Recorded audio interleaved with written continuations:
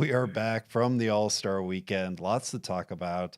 LeBron James is definitely coming to Cleveland very soon, is one Confirmed. takeaway from the weekend. But yeah, Eric, it was a showcase for Cleveland. Many shout outs to people in their Ohio ties, but Mobley and Garland were really on display. What were your takeaways from the weekend? And just, I thought Garland and Mobley just looked great. Yeah, Friday night, I really enjoyed watching the Rising Stars games with Rick Barry. I was hoping to see some underhanded free throws, but that was not the case, unfortunately. But Nice. that being said, Mobley and Okoro's team did win it all. That was entertaining. They played a small ball or I guess a large ball that would be not shooting, forcing themselves on threes, but getting easy points in the paint, which plays to Mobley's strengths. So that was a fun couple games for the Rising Stars for Team Barry. And Garland, he started out slow, but I think he made a couple good shots in the second half. I know you can't really take away too many things from the All-Star game. It's basically a track meet. Just throwing the ball down the court as quickly as possible and taking a shot. But, it seemed like he was enjoying himself. He looked comfortable, didn't seem overwhelmed, which hopefully will help in the postseason. I know it's apples and oranges, much different than the All-Star game, but both played well and both really enjoyed their time. Yeah, I think it was a great spotlight for the city. You obviously had the LeBron James comment where he kind of considered himself one of the Cavs, I guess. He said there was two on him. So, if Drew wants to decipher that, go right ahead. Confirmed. Oh, LeBron to Cleveland. Confirmed. So, I mean, it was it was entertaining. Slam dunk. I might have gone to bed before that, but other than that, I mean, there was a lot of good entertaining. And I normally don't watch that much All-Star weekend, but it was just a lot of entertaining aspects. I really enjoyed even the pregame where they had Adam Silver on, and he brought up a lot of great points about where they're at, the COVID restrictions or what's going to happen going forward. We got the slam dunk contest of what didn't go well, what they can improve in the future. Very forward thinking, unlike two of the other sports that we like watching. One of them might not have a season. The other one moves at a glacier's pace. So that being said, it was a fun weekend, and I know they're going to be fun for at other cities, but it was great to have a good one in our city. Yeah, I like the 75th 75 greatest players. Definitely remember the 50 greatest players and how special that was. The Jordan making the trip up from the Daytona 500 in order to make it, and then all the shots with LeBron was pretty special. Drew, from what you did see, Most of it. what were your takeaways from the weekend? And I don't know, the dunk contest. I think you sort of, does that live on? It's got to change in some way for the years I to mean, come it here. was really bad, the dunk contest, right? It's sort of a black eye on the whole weekend because the rest of the weekend was fantastic. I was going to bring up the 75th anniversary thing. I thought that was pretty cool. You debate the people that got snubbed from the top 75 list. You talk about who's like number one, LeBron James versus number 2, 3, 4, and then people just outside the Mount Rushmore, the maybe the number 11 or 12 best player of all time. Of course, I'm talking about that fraud from Chicago, Michael Jordan. So, like all this stuff, it's great. I enjoyed when, for whatever absurd reason, somebody that is now fired, some intern, decided that this would be a great time for the Currys to announce their new show in Cleveland, right? Like that's fun. What do you think they're gonna do? Cheer for that? Right? Like obviously they're gonna boo you. Do you know like where you're at when you're planning this stuff? So, I thought the crowd did a good job.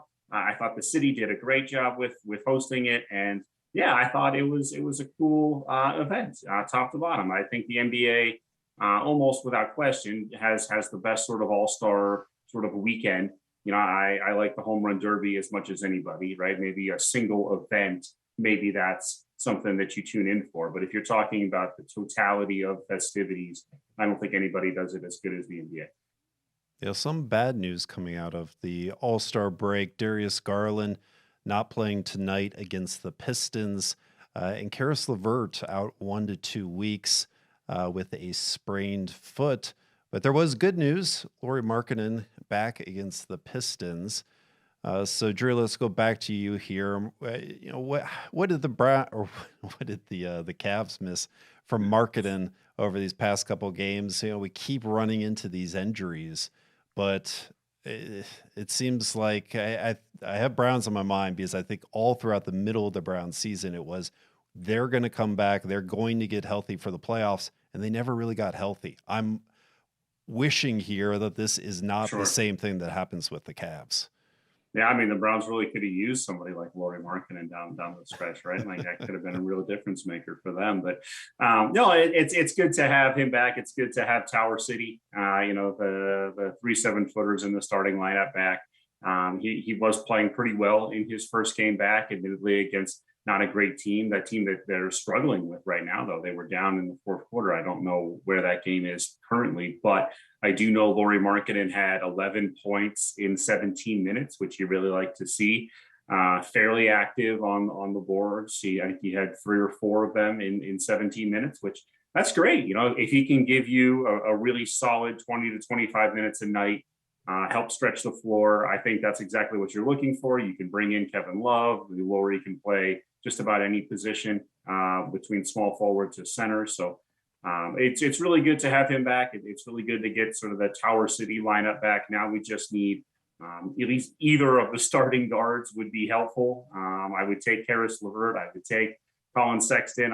Certainly Darius Garland. They need him back. It's tough not to have any of those guys and win, but we'll see how long they're out for. We'll see how these injuries play a part. Cavs have a lot of depth, but they can't suffer injuries to their top 4 now at this point guards. If you count Ricky Rubio into that mix, and expect to continue playing at an elite level, top 3 in the Eastern Conference. So they got to get healthy, and when they do, I think they could make some noise at the top of those standings. Yeah, Eric, I don't know if the injuries catch up with the Cavs here. Maybe it's just too much. We saw Colin Sexton during All-Star Weekend. I don't know if he comes back at any point during this year, but it is good news to see Markkanen back. Yeah, definitely. The offense was obviously struggling mightily without Darius Garland these last couple games prior to the All-Star break. And Markkanen being out, he's just another scoring option for this offense. And he can score,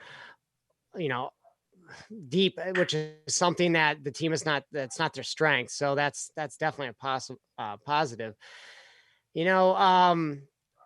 Especially now with Garland and Levert out, they need another scoring option. He gives them that. Now, I know they're not playing one of the better teams in the league, and maybe the Garland sitting him out is precautionary, but they got to have guys step up, and they can't fall in the standings resting so many guys. So they need guys to step up, and he is one player that I feel confident in scoring. Kevin Love has had a good first half of the season. I think he should be consistent, but Rajon Rondo, even Evan Mobley and Jared Allen have had some up and downs recently. So they need another relatively consistent scorer, especially in the deeper shots. It's a bonus that is 7 foot, so I'll take it. But if they can have a consistent guy that can either start or come off the bench for this team in the regular season and in the postseason, and then also provide them depth while maybe there is load management for some of these guys in the last 24, 25 regular season games, and that's really going to help them in the postseason. That they're going to have some fresh legs in April, hopefully May, hopefully June. I saw the comments from Kyrie and just how the Nets are going to step it up here as we move into the second half of the season. And then the Cavs, like we were talking about, there are some injury concerns here that could sour that great first half of the year. So it could be a very unpredictable season. The Bucks could be laying in wait to pounce on the rest of the East. And you have the Bulls and the Cavs really have played well in the first half. So Eric, how are you looking at the second half of the season? And do you think it just comes down to the Nets and the Bucks here at the end? in playoff time? Well, right now they're tied for fourth. We're a positive show, but I'm positive that they're going to make the playoffs. But I think they might drop a couple positions throughout the second half of the season. I know they got they got Toronto, they got Miami, they got the Sixers a couple times, and we don't know. Going back to our prior conversation, we don't know the full health of Garland and Markkanen and Levert for that matter. Hopefully, they're going to be all healthy going forward, but I think they might trip up a couple of times. They still should make the playoffs. Still should play well, but I expect Milwaukee to kind of kick it up into high gear. I really don't have that much faith in Brooklyn. I mean, obviously, it really comes down to Kevin Durant. I almost said Garnett. Definitely not Kevin Garnett. Kevin Durant, his health, and if he comes back healthy, he's one of the top 2-3 best players in the league right now. So they are 4.5 back of the Cavs, so they might catch them, but I don't want to speculate on that. I think the Cavs can still hold them off, but I don't know if they're going to catch the Sixers or the Bulls or the Heat, who are already ahead of them, and Milwaukee. And I think they can still hold off Boston, but they are charging hard, and they had a tremendous end of their first half of the season. So it's going to be very competitive. They got to win the games that they should win, like tonight, regardless of who's sitting. And if they can win some of these games against teams of similar records or similar quality, then that's really going to help them get a good seed for the playoffs. Nets could become one of the more hated teams in the league, with Kyrie not playing, Ben Simmons not playing, and they have the reasons for not playing, but with there's going to be a lot of people who don't respect those reasons. And that's probably just the truth of people in watching the fans in the NBA. But Drew, what do you think about the second half of the season here? Do you think the Bulls are still going to be that, one of the top teams here in the East? Yeah, I do. I think the Bulls have a good squad. I think there's a lot of good, a lot of talented teams in the Eastern Conference this year. I think the Cavs are actually tied for third right now. Now they're tied with the Bucks and the Sixers. They're all 2.5 games out. With the Heat and the Bulls are at the top of those standings. So I think it is those sort of 5 teams right now battling for home court advantage. The Cavs are down by 9 points against the Pistons, which is not exactly a great sign right now. That's midway through the fourth quarter. So unless something turns around quickly here, they're going to drop a couple of games behind both the Bucks and the Sixers. They will be into 5th place. So, I think that's probably ultimately around where they end up. But the Cavs have a lot of depth, right? I understand, it hurts when Colin Sexton and Ricky Rubio are out for the whole year, and Darius Garland can't play, and Caris LeVert can't play, and you're missing your top 4 guards, your top 4 backcourt options, all in the same game. That does make it a challenge to win a lot of games. But I think that they have the ability to withstand an injury, assuming that injury is not Darius Garland and not Jared Allen, right? The rest of the teams, they're as dependent, if not more, on their top guys than the Cavs are. So if it comes down to depth type players, I like the Cavs as good as anybody. They just have to avoid the really big injuries to Darius Garland and Jared Allen. Assuming they can do that, I think this team can make a lot of noise in the playoffs. I don't think this is a team you want to see if you're any of those top teams. So I think the Cavs probably finish around the 5 seed. And I think they give whoever is that 4 seed a lot of trouble. And if you can do that, who knows how far you can get. You got a date with the 1 seed after that, if you can get by that first series. And who knows who that might end up being. So I'm really looking forward to the last part of the season. The Cavs are a ton of fun to watch. If you haven't had a chance to check them out for whatever reason, make it a point to do so now. The season's only got about 20, 25 games left. And it'd be a shame if you missed out on this team. This is a really fun squad. They move the ball well. They're a great team, and they play basketball that is really fun really enjoyable to watch. So you won't be disappointed if you make an effort to go catch the Cavs. Contact your cable or streaming provider now. Or YouTube TV.